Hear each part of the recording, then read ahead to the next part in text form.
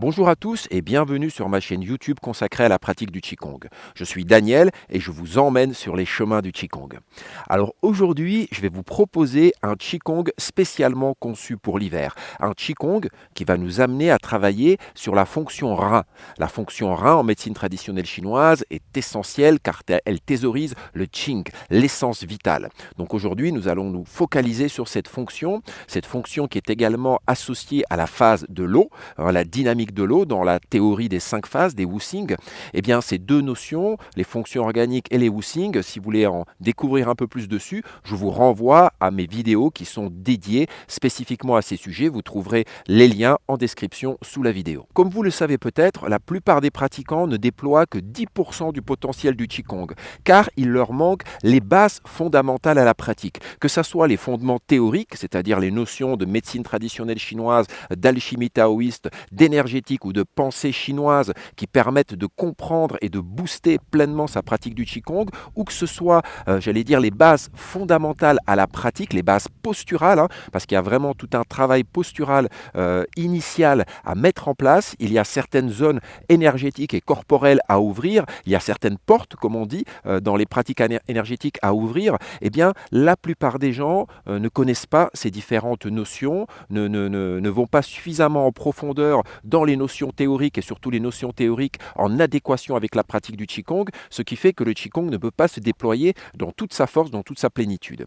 Et bien justement, j'ai mis en place une formation, un cursus de 6 mois qui s'appelle Les racines du Qigong et dont l'objectif est de vous apporter tant les fondements théoriques, médecine chinoise, notions philosophiques, notions d'alchimie taoïste, que ce soit les Tantian, le yin-yang, la notion de Qi, la notion des fonctions organiques que nous abordons en profondeur, ou que ce soit d'autres notions fondamentales de la pensée chinoise, mais également les bases posturales vraiment importantes pour déployer pleinement son Qigong, et bien sûr les bases énergétiques à la compréhension et à la pratique, et également le travail sur des postures fondamentales, des Qigong fondamentaux qui permettent vraiment de booster la pratique et d'asseoir des bases solides. Donc si vous êtes intéressé par cette formation, je vous invite à suivre ce petit lien qui s'affiche en haut à droite pour prendre plus connaissance, j'allais dire, de ce programme que je propose. Les places sont limitées à chaque cursus que je déploie, à chaque formation de 6 mois. Donc si vous êtes intéressé, je vous invite à vous préinscrire.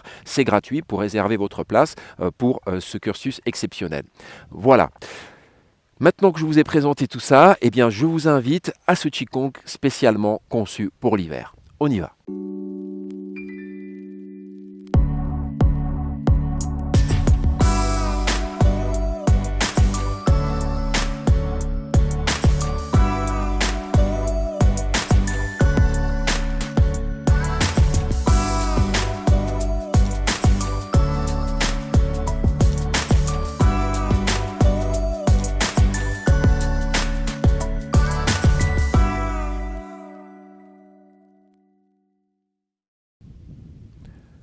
Comme d'habitude, nous allons commencer cette pratique dans la posture initiale, la posture du Wuqi. Les pieds parallèles, écartés de la largeur du bassin. Les genoux ne sont pas verrouillés. Ils ne sont pas non plus fléchis, ils sont juste détendus. Et on prend tout simplement conscience de notre corps dans cette posture initiale. On prend conscience de l'espace qui se déploie au-dessus de nous. Et on prend conscience de la terre sous nos pieds et du poids du corps qui s'écoule justement dans le sol et dans la terre. Les épaules détendues, la poitrine détendue. On reste un instant dans cette posture initiale, simplement à l'écoute de notre corps et de l'espace qui nous environne.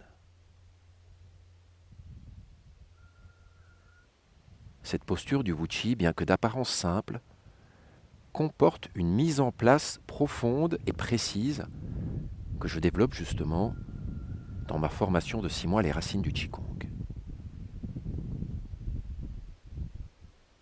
Wuqi, le nom manifesté, simplement debout.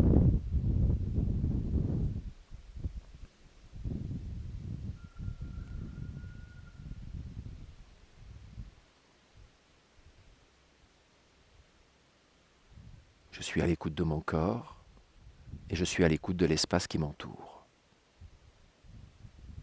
les épaules détendues, la poitrine détendue et la région lombaire détendue. Et justement, nous allons porter notre présence sur la région lombaire. Percevez cette zone du bas du dos. Votre présence va rester dans cette zone du bas du dos, au niveau de la région lombaire, et en même temps, nous allons chauffer les mains. Si vous avez des gants, bien sûr, enlevez les gants et chauffez vos mains. Et notre présence est toujours posée dans le bas du dos au niveau de la région lombaire. Et en même temps qu'un peu de chaleur commence à naître au niveau de nos paumes des mains, on va transposer cette chaleur dans cette zone du bas du dos. C'est comme si cette chaleur qui émergeait au niveau des paumes des mains coulait dans les bras, passait dans le dos et venait se loger dans la région lombaire. Gardez les mains assez bas pour ne pas mettre de tension au niveau des épaules. Frottez vigoureusement, mais sans crisper les épaules. Le mouvement est assez ample, assez dynamique. Voilà. Laissez cette tiédeur, cette légère chaleur qui peut naître au niveau de vos mains, au niveau des creux des mains, au niveau des laogong, du creux des paumes des mains. Laissez cette légère chaleur couler dans les bras et venir se déverser dans le dos jusque dans la région lombaire.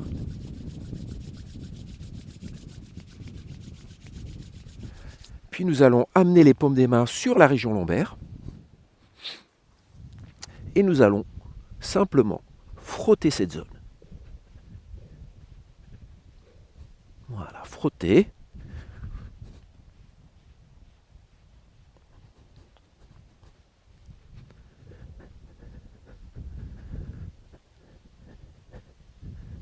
Alors là, je frotte librement. Vous pouvez frotter 36 fois. Mais vous pouvez aussi le faire un peu moins ou un peu plus. Puis une fois que vous avez frotté, vous allez fermer vos poings et vous allez venir tapoter la région lombaire de manière délicate, suffisamment, j'allais dire, dynamique pour que la percussion pénètre légèrement à l'intérieur, mais pas trop fort.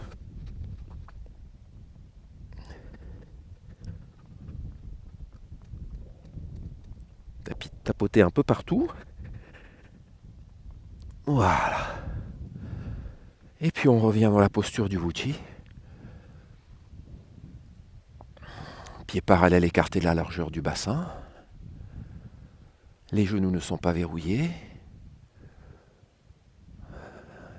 On prend un petit instant, toujours présent au niveau de la région lombaire.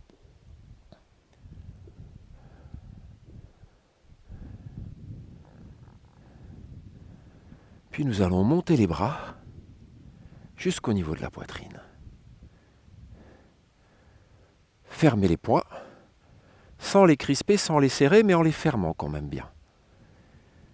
Puis nous allons ramener les poings vers la taille et en même temps, nous allons cambrer le dos en arrière, ouvrir légèrement la gorge sans laisser tomber la tête en arrière. Les poings sont vers le ciel, puis les bras vont s'étendre doucement vers l'avant, la spirale dans les avant-bras. Voyez les poings qui se tournent vers le sol et en même temps, on va enrouler le dos, arrondir le dos. Je vais rentrer les fesses et rentrer la tête. Tout le dos s'arrondit. Puis à nouveau, rotation des avant-bras. Voyez comment les poings se tournent vers le ciel. Je les ramène à nouveau vers la taille et je vais arquer le dos en arrière sans laisser tomber la tête pour ne pas écraser les cervicales.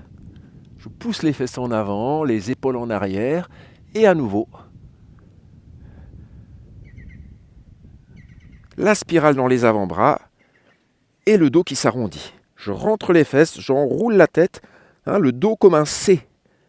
Et puis à nouveau, spirale et les poings reviennent vers la taille. Les poings sont toujours fermés. Et je vais arquer le dos en arrière. Et maintenant, en même temps que les bras se déploient vers l'avant et que les avant-bras spiralent, vrillent, je vais venir fléchir les jambes un tout petit peu. Donc légère flexion dans les hanches, vous le savez, le dos s'arrondit, je vais chercher loin dans l'étirement.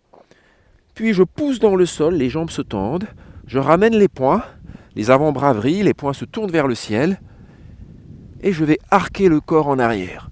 Je tire bien les épaules, j'ouvre la gorge, attention au cervical, on ne laisse pas tomber. Et à nouveau, flexion des jambes, très légère flexion, on ne descend pas trop bas. Le corps s'arrondit alors que les bras se déploient vers l'avant et que les spirales des avant-bras tournent. Voilà. Et on ramène. On tend les jambes. Les jambes sont le moteur du mouvement. Ouvrez. Enroulez. Je fléchis, je m'assois légèrement. Tout le corps s'enroule. Et maintenant, on va y associer la respiration. Inspire. Expire.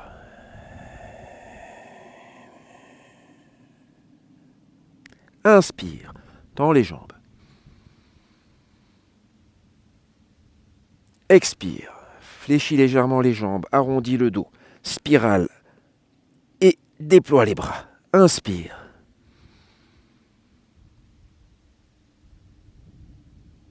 Expire. Sentez l'étirement et la mobilisation de l'ensemble du dos, mais spécifiquement de la région lombaire. Inspire. Expire. Alors la respiration est secondaire. Vous êtes tout d'abord dans, j'allais dire, la qualité du mouvement, dans l'étirement, dans l'enroulement, dans la présence aux spirales qui se déploient au niveau des avant-bras. Et vous voyez que ces spirales sont progressives. C'est progressivement que je ramène les mains vers la taille que les poings tournent, les spirales se déploient.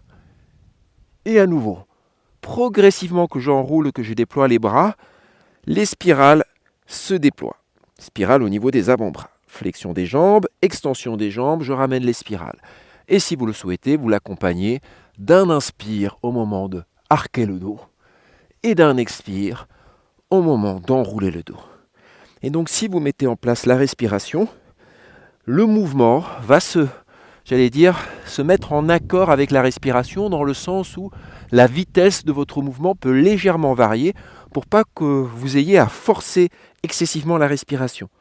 Donc selon, la profondeur de votre inspire et de votre expire, la vitesse du mouvement peut varier d'une personne à l'autre. Vous ne devez pas être essoufflé ou la respiration ne doit pas être contraignante. Quand je ramène les poings, je les ramène au niveau de la taille. Et quand je déploie les bras, vous voyez que mes bras sont à peu près au niveau des épaules. Donc quelque part, quand je ramène les poings, ils descendent, puisqu'ils viennent se loger au niveau de la taille. Et puis, quand je fléchis, que j'arrondis le dos et que je déploie les bras, eh bien, ces derniers montent à peu près au niveau des épaules. Et encore.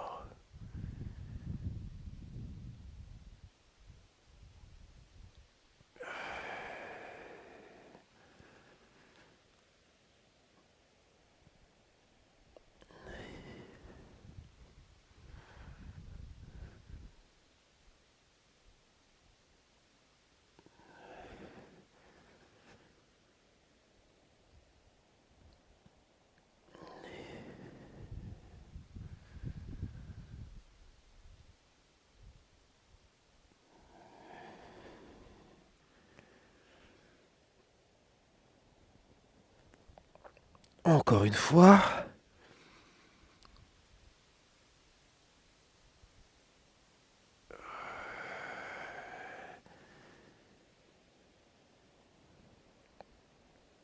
Et je redresse. Et je ramène les poings au niveau de la taille. À partir de là, un bras monte. J'enroule la spirale de l'avant-bras. Et le corps pivote sur le côté. Donc du côté opposé du bras qui est levé. Puis je vais changer de bras. Un bras descend, l'autre bras monte. et je tourne de l'autre côté.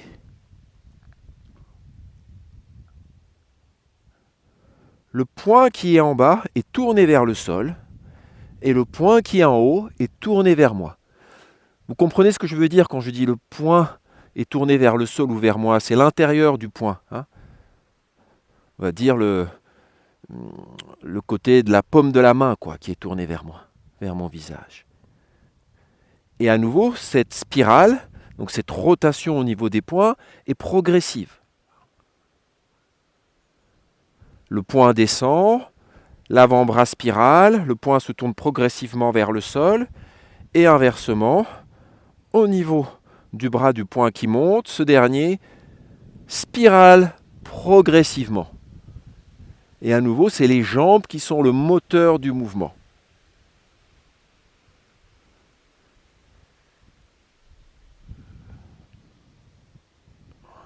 Et votre présence au niveau de la région lombaire, percevez les torsions que ce mouvement emmène au niveau de la région lombaire qui est associée en médecine traditionnelle chinoise à la fonction rein. Et donc on vient stimuler, étirer cette zone. Au niveau de vos bras, vous avez une intention de puissance, comme si ces mouvements étaient très puissants, très forts, tout en étant détendus au niveau musculaire. C'est comme si je venais frapper dans quelque chose avec mon poing, avec le poing du bras qui est en haut. Imaginez, vous venez frapper dans quelque chose.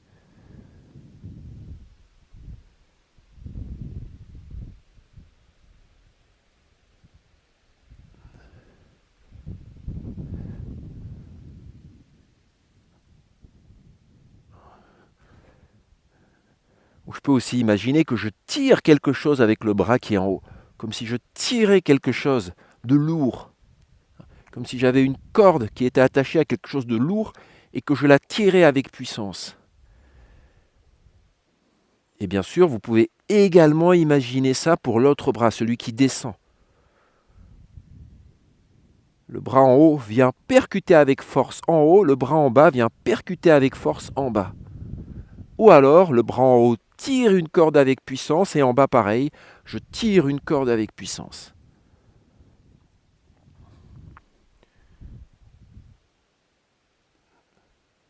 Et j'alterne.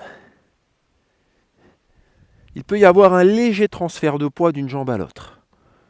Quand je pivote sur la gauche, le poids passe légèrement à gauche. Quand je pivote sur ma droite, mon poids passe légèrement à droite.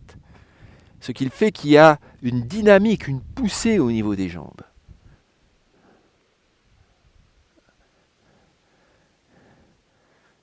À nouveau, ce travail des jambes, ce principe qui fait que les jambes sont le moteur, que les jambes respirent, c'est justement ce type de principes qui sont développés au travers d'exercices très spécifiques dans la formation Les Racines du Qigong.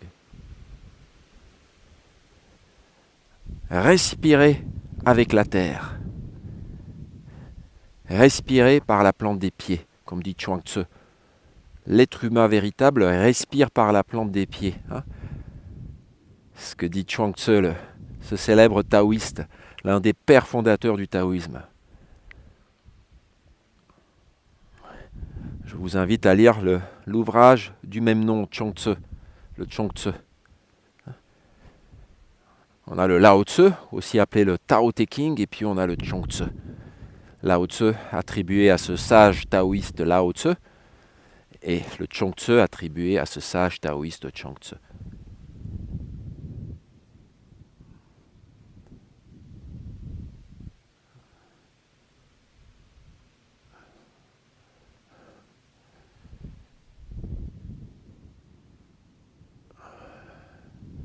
Voilà.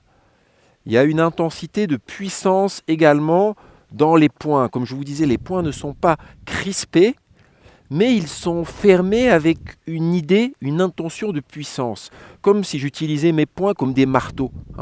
Donc il faut qu'il y ait une idée de force dedans. Cette idée de force et cette intention de force dans les poings qui est reliée à cette idée, à cette direction de tonification des reins.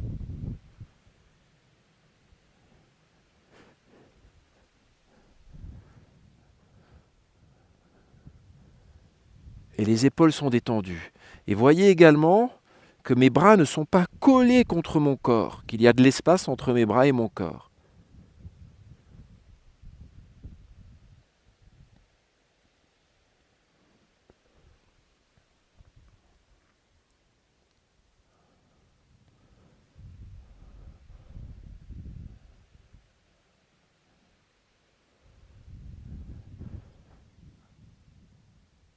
Et encore une fois.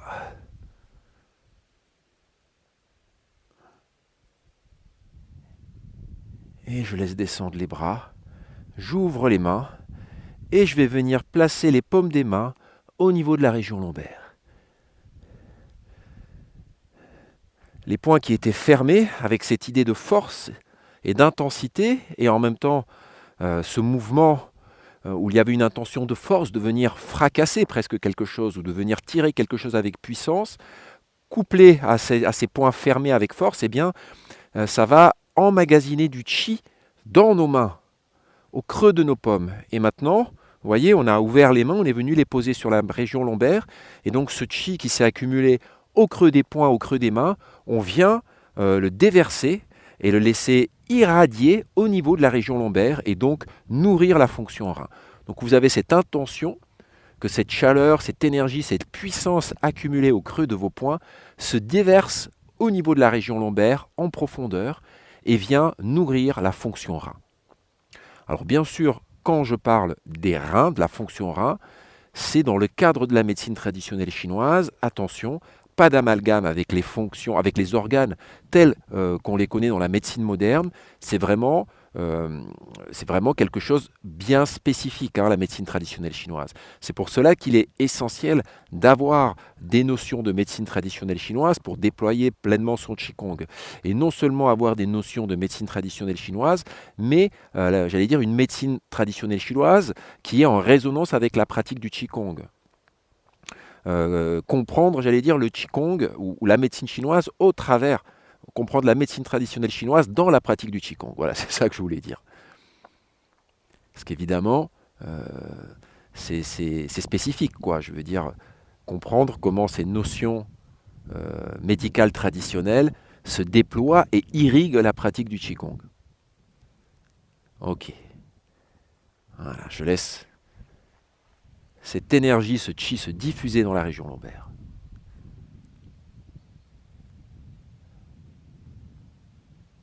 Et puis je vais relâcher les mains le long du corps. Revenir à la posture initiale.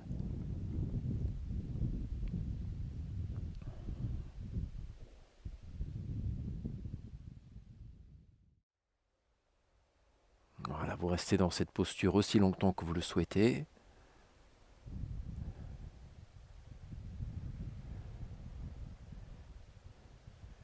Bien sûr, si vous souhaitez un travail plus long, plus profond sur cette énergie de l'hiver, vous pourrez retrouver sur ma plateforme de cours en ligne des programmes et des Qigong consacrés à l'hiver.